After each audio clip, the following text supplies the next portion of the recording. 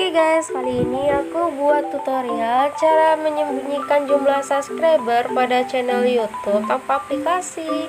Jadi kita buka dulu aplikasi YouTube untuk membandingkan apakah jumlah subscribernya kelihatan atau tidak.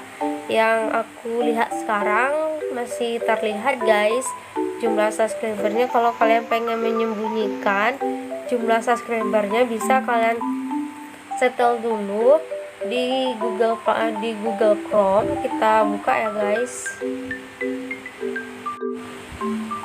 Oke guys, kita sudah memasuki Google Chrome. Jadi kita tulis saja langsung di situsnya studio.youtube.com.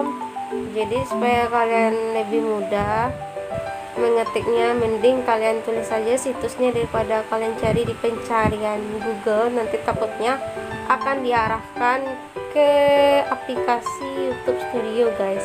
Nah, yang sekarang ini aku buka YouTube Studio beta, YouTube Studio yang websitenya guys. Nah, kita setel dulu yang ada tanda pengaturan ini guys. Nah, di sini kita tekan yang ada di dalam setelan ini. Kita tunggu dulu loadingnya. Nah, kita tekan dulu tanda channel ini guys. Nah, setelah itu kita cari setelan lanjutan yang ada di sini guys. Nah, di sini kita scroll dulu ke bawah untuk memastikan untuk masih ada atau tidak.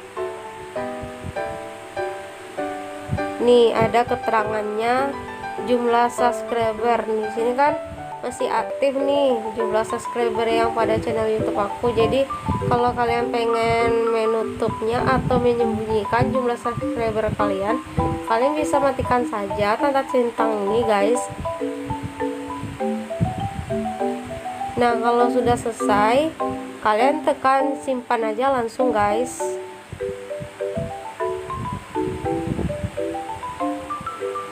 Nah, kalau udah selesai kita cek dulu di aplikasi YouTube ya guys.